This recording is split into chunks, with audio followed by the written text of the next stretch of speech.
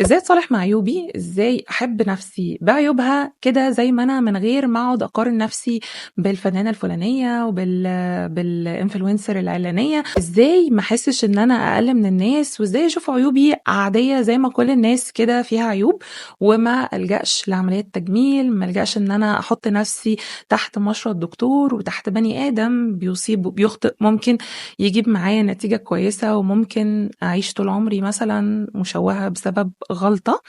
والحقيقة إن أنا ألهمني في الحلقة دي اللي حصل لريهام سعيد ولإيمي اللي هي الكوافيرة. الحقيقة إن أنا مش بعمل ترندات، ومش حتى اتكلمت عن الموضوع بعد فترة، ومش حاطاه في الصورة بتاعت الفيديو ولا في العنوان، لأن ده ما يهمنيش، وأنا مش فاتحة القناة دي عشان أتكلم على حد خالص، مش أسلوبي وعمري ما هعمله.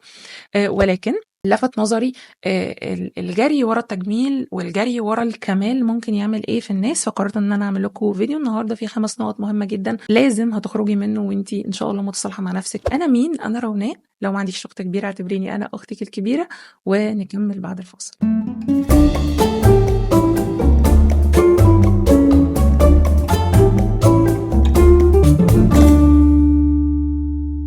اول نقطه في ازاي اتصالح مع عيوبي هو انه انا ادرك انه مفيش حد ما فيهوش عيب. كل الناس فيها عيوب، وبالذات بالذات بالذات اكتر حد انت بتشوفيه مثلا انفلونسر ما او فنانه ما شكلها اتغير جدا بعمليه التجميل وبقت شكلها احلى.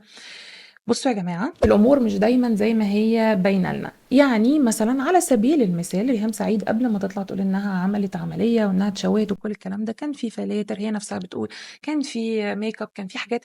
فمش دايما اللي ظاهر لك هو الحقيقة، ممكن يكون متجمل جدا علشان يظهر لك كده، فأنت تفتكري إنه عملية التجميل خلتها أحسن، أو هي أصلا أحلى مني وأنت أصلا ما تعرفيش هي عملت إيه في شكلها. وليه بقولك إن دول أكتر ناس يعني ما تقارنيش نفسك بيهم، لان هم اكتر ناس شايفين في نفسهم طول الوقت عيوب، طول الوقت بيتصيدوا عيوبهم ويروحوا يحاولوا ان هم يصلحوها.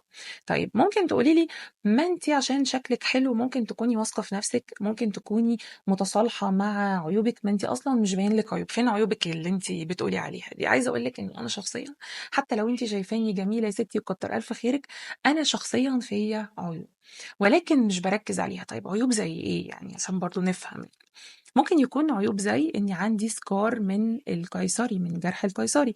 ممكن يكون إن أنا عندي مثلا بيبي باوتش، كانوا مستلميني على الانستجرام بيها، اللي هي شوية بطن بعد الولادة بتفضل موجودة مهما عملتي تمرين، مهما عملتي أي حاجة بتفضل موجودة، وأنا شايفاها كيوت جدا ومش مؤثرة عليا في حاجة، برغم إن هي تعد عيب. زي إن أنا عندي مثلا خطوط رفيعة، اللي هي الستريتش ماركس، الخطوط اللي بتبقى موجودة على الجلد بسبب تمدد الجلد من الولادة وحتى فترة المراهقة. بقولك كده مش عشان أوحش صورتي في عينيكي، لأني الحمد والشكر ليك يا رب شايفة نفسي حلوة حتى بكل العيوب دي، وحتى لو في عيوب غيرها أنا شايفة نفسي حلوة بيها.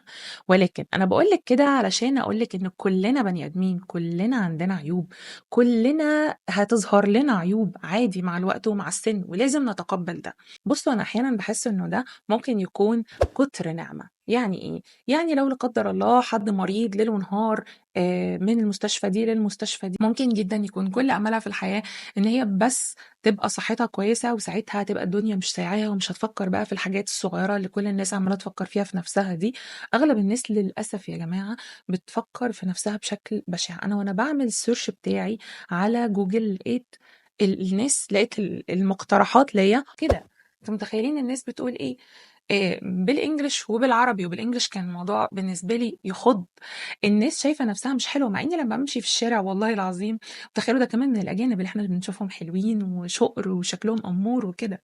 يعني أنا أغلب البنات اللي باشوفها في الشارع بنسبة 95% منهم حلوين، حلوين فعلًا، يعني حلوين، بنت حلوة. فليه كل قلة الثقة بالنفس دي؟ هل عشان النعمة زيادة؟ هل مثلًا زي كده الأجانب، بعض الدول الأجنبية اللي بيبقى عندهم مستوى رفاهية عالي وكل حاجة متاحة وكل حاجة موجودة، نفسيتهم بتتعب وبيروحوا يتعالجوا نفسيًا، وممكن كمان ينهوا علشان الرفاهية خلّتهم يفكّروا في حاجات مش المفروض إن هُم يفكّروا فيها؟ يعني هل صحتِك مثلًا الحمد لله كويسة، فأنتِ بتفكّري في صغائر الأمور لدرجة إن أنتِ خلاص عمّالة تنتقدي شكلِك ومش عاجبِك شكلِك، فممكن جدًا إنِّك تحمدي ربنا على نعمة الصحة، وتبُصّي لنفسِك بصّة تانية، إن أنتِ إنسانة صحية، جسمِك صحّي، فتستمتعي بده بدل ما أنتِ عمّالة تفكّري في الحاجات الصغيرة اللي ما لهاش أي لازمة إن إحنا نفكّر فيها. النقطة التانية بقى هنتكلّم فيها عن أنا خلاص عرفت إن أنا عندي عيوب، أتصالح بقى معاها إزاي؟ الكلام الحلو اللي أنتِ قُلتيه ده أعمله إزاي؟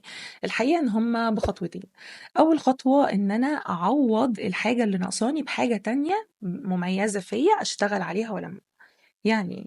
يعني مثلًا على سبيل المثال أنا شايفة إنه الحمل سبِّب لي المشاكل اللي أنا قُلت لِك عليها في النقطة الأولانية والولادة، فقررت إن أنا أتمرّن بانتظام علشان أعمل shape ما حصلش، أعوّض الحاجة اللي ناقصة بحاجة تانية حلوة أوي تخلّيني أنا أتغاضى عن إن أنا أشوفها فيّا، ما أشوفهاش فيّا بمعنى أصح مع الوقت وخصوصًا لو أنا ما ركّزتش معاها. ممكن جدًا بنت تكون مثلًا وزنها ممتلئ شوية وعايزين نفرّق الوزن الممتلئ من الobese أو الوزن الزايد بشكل مُفرط اللي ممكن يؤدّي لمشاكل صحية خطيرة أو ممكن يؤدّي مثلًا لا قدّر الله للوفاة، لإن إحنا بقينا بنحُط كُلّه في سَلّة واحدة، أنتِ لو مش رفيّعة أوي فأنتِ تخينة، تخينة كده في المطلق يعني. لو أنتِ وزنِك كبير جدًا محتاج تدخُّل من طبيب، محتاجة إن أنتِ آمم تصلّحي مشكلة صحية مسبّبة لِك ده، اعملي ده فورًا عشان صحتِك وعشان تحافظي على حياتِك، ولكن باتكلّم لو بنت وزنها زيادة عادي، الزيادة اللي هو زيادة عادية يعني وزنها زيادة شوية، لإنه يا جماعة في جينات، في ناس هي اتخلقت كده، في ناس بتاكل كمية قليلة وبتزيد في الوزن، مش بابرر لحد افهموني صح. ولكن أنا ممكن لو أنا حاسة إن أنا وزني زيادة شوية ومش قادرة أسيطر عليه حتى على المدى القريب، ممكن جدًا إن أنا أعوّض ده بحاجة تانية. واحدة مثلًا شايفة إن هي وزنها زيادة بس بشرتها حلوة، ليه ما تهتمش بده أوي، ما تلمّعش ده أوي، اهتمي ببشرتِك جدًا، اهتمي بشعرِك جدًا، بحيث اللي يشوفِك ينبهر بحاجات تانية غير العيب اللي أنتِ شايفاه في نفسِك. أنتِ لمّا تبُصّي لنفسِك في المراية تنبهري بالحاجات التانية غير العيب اللي أنتِ شايفاه في نفسِك، وده بصراحة بالنسبة لي بعيدًا عن الكلام اللي شكله حلو بس مش عملي، ده حل عملي جدًا. والحل التاني هي إن أنا أحب نفسي بإني أدرّب نفسي على حُبّها. يعني إيه؟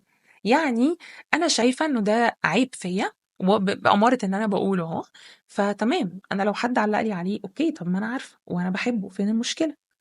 أنا لو شُفته في نَفْسي في المراية أوكي، طب ما أنا عارفة إنه ده عيب وباحبه، فين المشكلة؟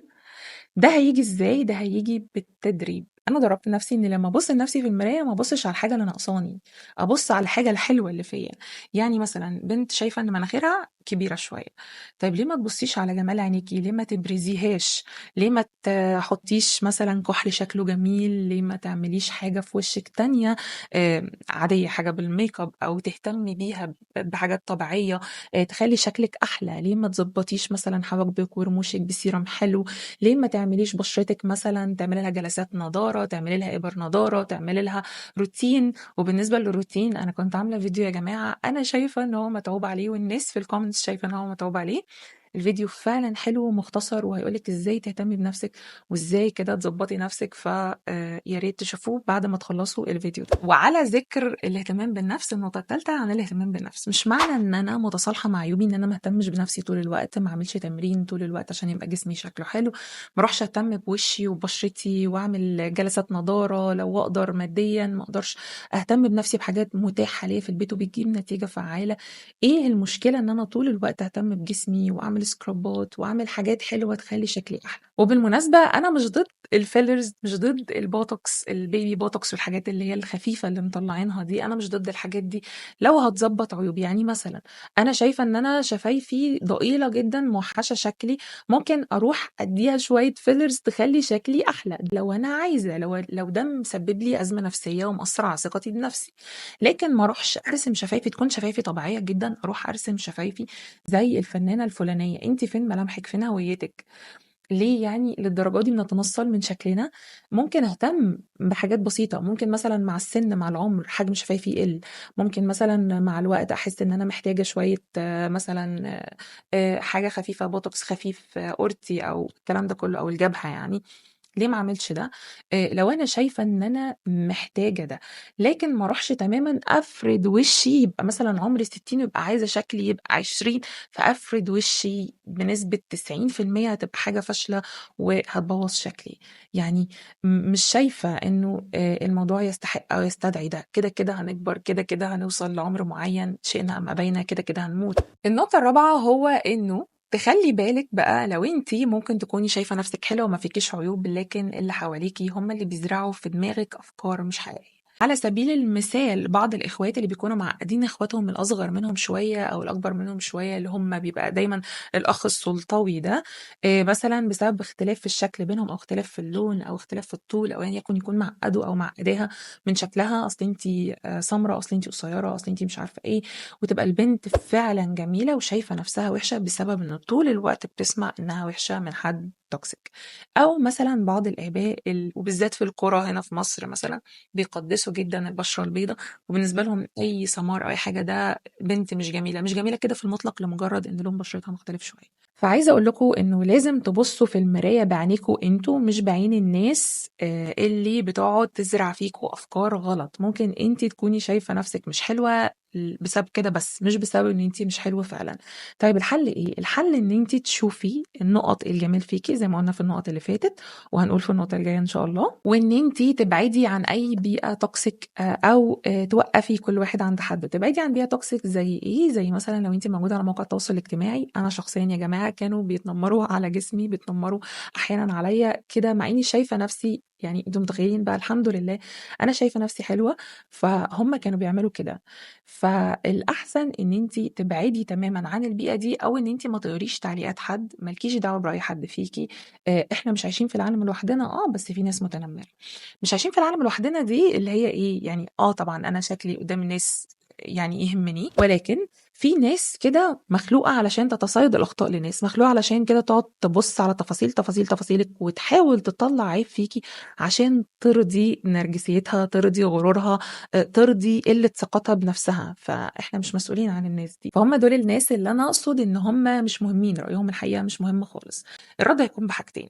الحاجة الأولانية حاجة طيبة جدًا، يعني أنت معترض على خلقة ربنا أو أنتِ معترضة على خلقة ربنا، يا ستي أنا عاجبني شكلي كده ما لكيش دعوة. دي حاجة ممكن توقّفهم عند حدّهم وممكن لأ. والحل بقى التاني هو الحل الشرير بصراحة، وهو إن إحنا نتصيّد عيب ليهم ونعايرهم بيه هم كمان، يعني ما حدّش أحسن من حد.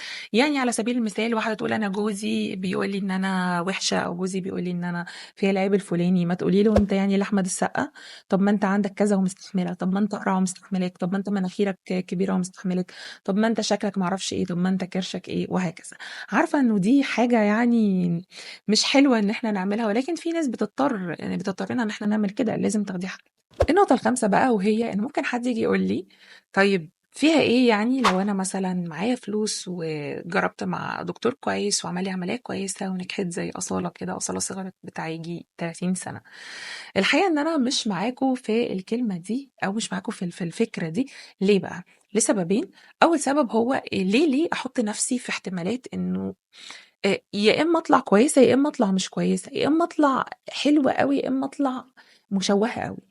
والحاجة التانية وهي فكرة فلسفية جدًا بس عايزاكم تسمعوها. الحاجة بقى الغريبة واللي استغربتها جدًا، إن في بنات لمّا عملت الbreast augmentation أو عمليات تكبير الثدي، راحوا بعد كده شالوها وعملوا scar رهيبة على شكل حرف T هتفضل موجودة للأبد، هي تشوفها في المراية للأبد، والشخص اللي هي هتتجوزه هيشوف الscar دي للأبد، في مقابل إن هي ما تحطش حاجة في جسمها مش بتاعتها.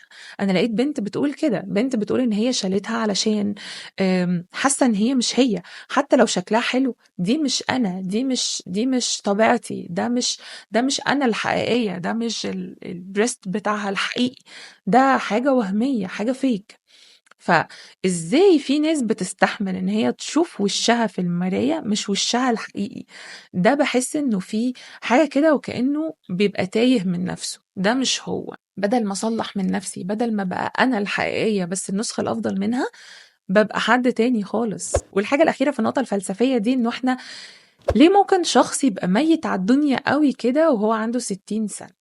هتقولوا لي لأ، ما في ناس مهتمين بنفسهم وحلوين وعندهم 60 سنة وعادي يعني. على فكرة أنا معاكِ جدًا، جدًا، جدًا، وده اللي أنا ناوية أعمله أصلًا، إن أنا لو ربنا ادّاني عُمر وبقى عندي 60 و70 سنة وحتى لو أكتر من كده، إن أنا أبقى مهتمة بنفسي وبشكلي وشكلي حلو وشكلي أصغر من سِنّي، ولكن بطرق طبيعية مش بعمليات تجميل تخسف 30 سنة من عمري كده. أنا هافكّر في الآخرة إزاي وأنا شايفة نفسي في سِن مش سِنّي؟ هل أنا لمّا يبقى عندي 60 سنة مثلًا وشكلي 30 هاتجوّز شاب عنده 30 سنة؟ هل أنا مثلًا هاخلّف بشكل طبيعي؟ هل هيبقى الخصوبة عندي بشكل طبيعي عالية؟ طيب ليه يبقى شكلي ما بيعبّرش عن حقيقتي؟ فين الpoint؟ أنا كده هاتلخبط. ستات سِنّهم كبير وجسمهم رائع، شكلهم أصغر من سِنّهم، فيهم كمية حيوية وحياة مش طبيعية، ليه ما ابقاش كده؟ ليه أبقى بس مهتمة بعملية التجميل وإن ما يبقاش في ولا تجعيدة في وشي، إن ما يبقاش في علامات سِن على وشي، فين المشكلة؟ طالما كده، كده هنموت. على فكرة فكرة الموت فكرة حلوة جدًا لو فكّرنا فيها بشكل إيجابي.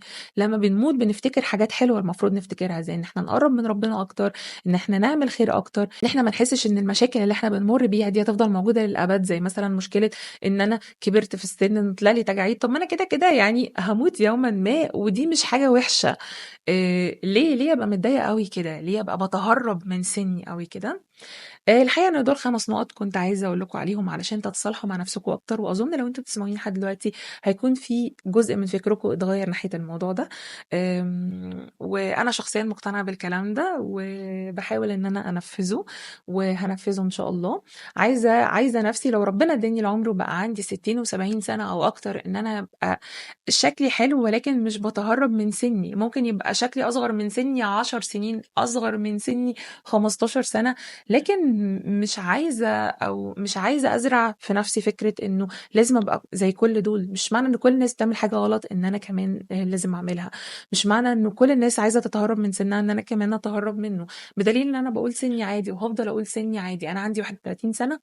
أنا فاكرة إن أنا وأنا باعمل عيد ميلادي ال30 آمم كانت بنت في فندق شافتني وأنا ماسكة البالونة فيها 0 بس عشان ال3 كتّرت، بتقول لي: "إيه سنِّك كام؟" باقول لها: "30." "30 إيه؟ ما تقوليش كده، ما تقوليش لأ، ما تقوليش 30 لأ، اوعي تقولي لحد." وبتاع. ليه؟ يعني ليه؟ أنا مش شايفة سبب بصراحة.